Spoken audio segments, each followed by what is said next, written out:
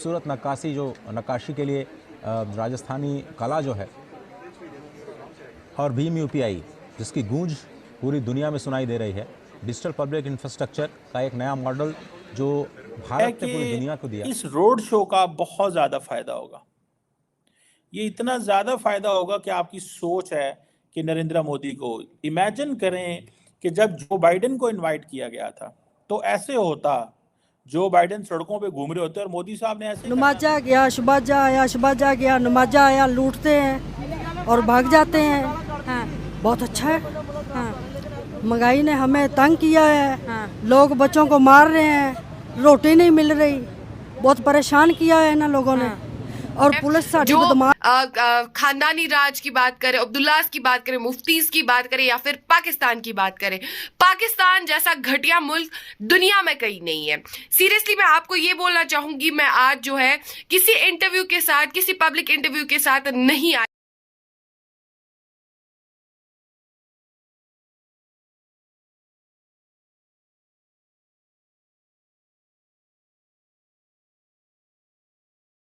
हम उनके साथ कंपैरिजन करें तो हम उनसे बहुत पीछे चले गए। इस पे इनविटेशन जो बाइडेन साहब को भी दी गई थी, जिसके बारे में बड़ी स्पेकुलेशंस हैं शायद कि वो क्यों नहीं आए, वो जो रिजर्वेशंस थी, वो जो यहाँ पे वाकया हुआ है।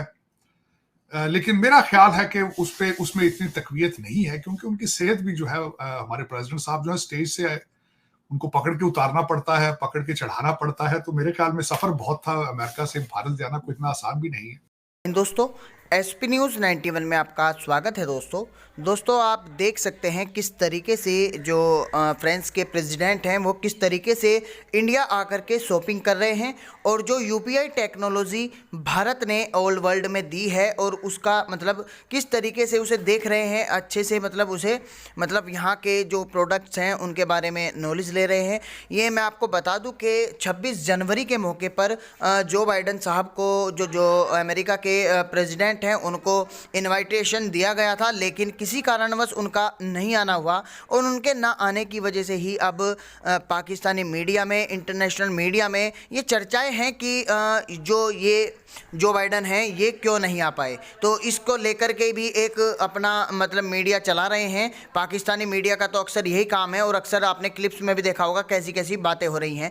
लेकिन फ्रेंच प्रेसिडेंट आए और इनका एक बहुत ही गजब सा रोड शो हुआ, जो कि आपने शुरू में क्लिप्स में देखा भी होगा। इस वीडियो के लास्ट में पूरे रोड शो की जो है वीडियो लगी हुई है, इसलिए वीडियो को अंत तक ज़रूर देखेगा। तो आइए दोस्तों, आपका ज़्यादा समय ना लेते हुए इस वीडियो को स्टार्ट करते हैं, और 26 जनवरी के मौके पर कमेंट बॉक्स में जय हिंद लिखना बिल्कुल ना भूलिएगा। तो आइए दोस्तों, वीडियो को स्टार्ट करते हैं। और में मैट्रिक किया है, हमें मैट्रिक तक पूरा दीन सिखाया जाता था, हमें हमारे नमाज जनाजा पढ़ाया जाता था, पूरी नमाज पढ़ाई जाती थी, हदीसें पढ़ाई जाती थी। अब आपके कोर्स में कहाँ है? तो जब आप सर हमारा तो ये म्यार है, अपने आइन से दूर होंगे। अभी बच्चा मुझे एक शो में बता के गया था कि इंग्लिश हराम है, इंग्लिश को नहीं सीखना चाहिए, जबकि पूरी दुनिया आजकल इंग्लिश में कारोबार कर रही है और हम आज तक हलाल और हराम में अटके हुए हैं। इंग्लिश में भी एजुकेशन के निज़ाम को चेंज करने की दूरी है। हम इंग्लिश बच्चे को जो अभी वो बोलना शुरू होता है तो इंग्लिश के पीछे लगा देते हैं। पहले उसको मादरी ज़ुबान तो सही तरीके से सिखाएं। इंग्लिश एक लेवल तक होनी चाहिए। आप चाइना की मिसाल देते हैं, मैट्रिक तक कहाँ उनके इंग्लिश है। मैट्रिक भरता है बच्चा, उसके बाद इंग्लिश लैंग्वेज का कोर्स करता है, वो इंग्लिश सीख जाता है। हमने तो इंग्लिश के पीछे बेड़ा गर्क करके अपनी जो कौमी ज़ुबान उर्दू थी उसका भी बेड़ा गर्क कर दिया। क्या किया है एजुकेशन का? जितना अच्छा चीज़ बच्चा अपनी मादरी ज़ुबान में समझता है वो किसी ज़ुबान में नहीं समझ सकता। हम उस बच्चे को पहली जमात से, नर्सरी से उसको इंग्लिश के पीछे लगा देते हैं। वो सारी ज़िंदगी उस ट्रक की बत्ती के पीछे लगा हुआ, मैंने इंग्लिश सीखनी है तो मैंने कुछ बनना है।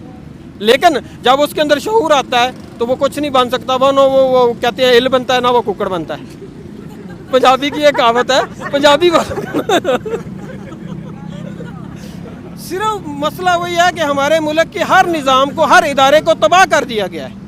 एक आर्मी का इदारा था जिसकी लोग इज्जत करते थे, वो जा रहे होते थे लोग सड़कों पे उनको सलाम करते थे। आज उस इदारे की भी इज्जत नहीं रही। क्यों नहीं रही?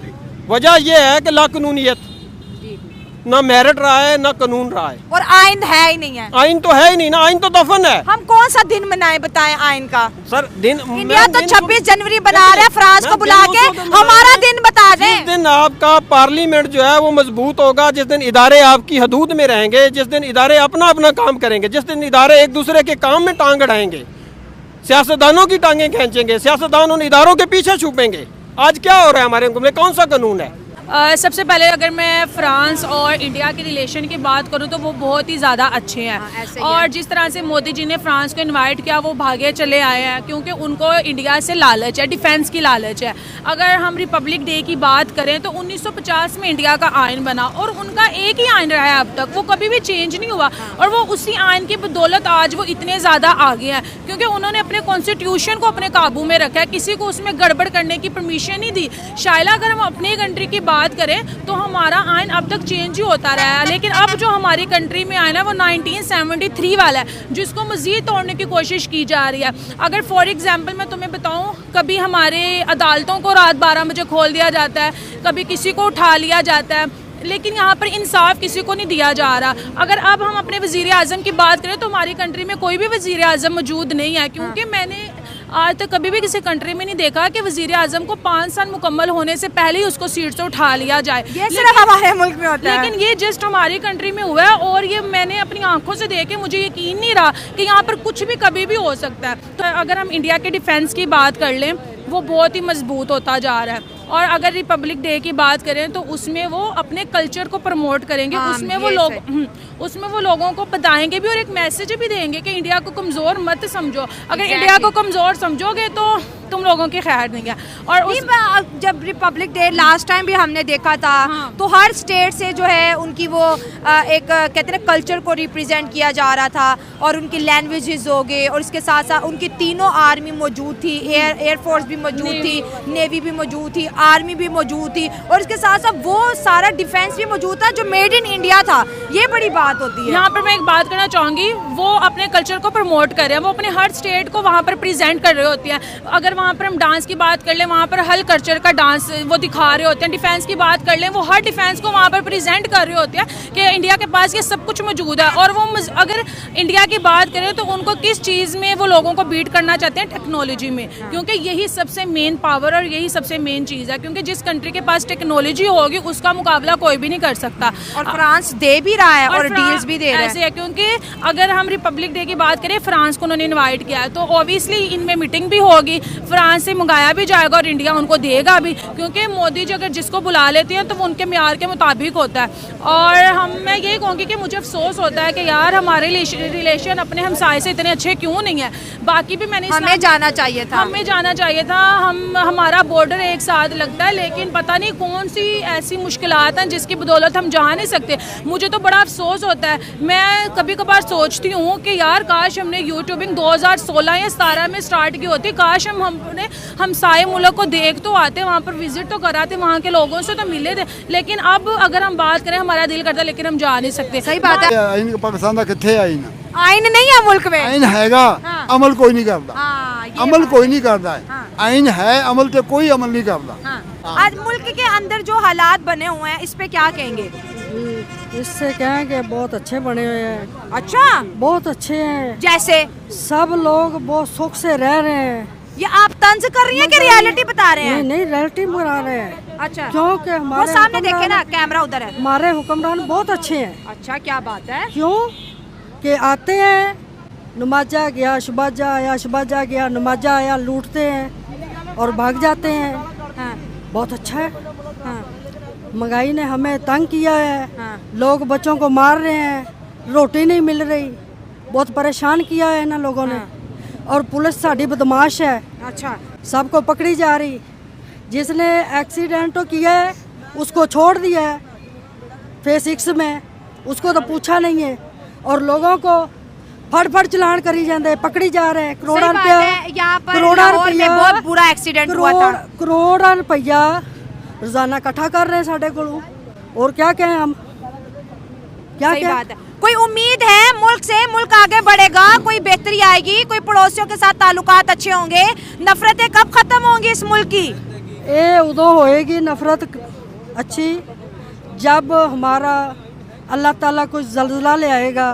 जल्जला? अल्लाह ताला कोई सानू ऐसा वक्त दिखाएगा ना फिर सानू आएगा अमन। आप कह रहे हैं कोई नेचुरल डिजास्टर आएगा तो मुल्क ठीक हो जाएगा। हाँ। और हम पड़ोसियों की जब बात करते हैं तो हम वहाँ पर हर चीज़ बड़ी बैलेंस पाते हैं, और अपने मुल्क में 77 साल है सिर्फ स्ट्रगल ही है। स्ट्रगल पता नहीं कब तक हम करेंगे। स्ट्रगल यही है ना, एजुकेशन का बेड़ा गर्क। एजुकेशन की सेंस ही नहीं है, हाँ, तो क्या होगा? बिल्कुल, हम एजुकेट होंगे तो ही मुल्क बदलेगा। दोस्तों ये थी मेरी आज की वीडियो, आपकी क्या राय कमेंट्स में शेयर करें। मिलते हैं अगले प्रोग्राम में, दुआ में याद रखें। God bless you all.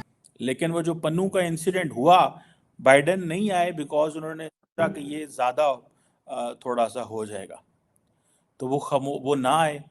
लेकिन फ्रांस जो है उसने एक स्टेटमेंट भी जारी नहीं की इस सारे इशू के ऊपर, नोइंग कि इंडिया हमारा बड़ा क्लोज पार्टनर्स है।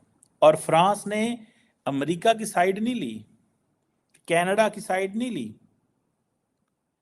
ये बड़ी इंपॉर्टेंट चीज है कि फ्रांस ने